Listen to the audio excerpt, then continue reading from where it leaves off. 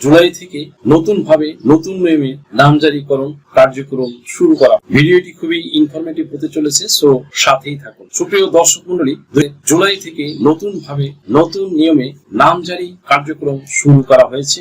ইতিমধ্যে আপনারা সকলেই হয়তো অবগত হয়েছেন যে এই ল্যান্ড অটোমেশনের আওতাভুক্ত কিন্তু নামজারি সিস্টেম থাকছে।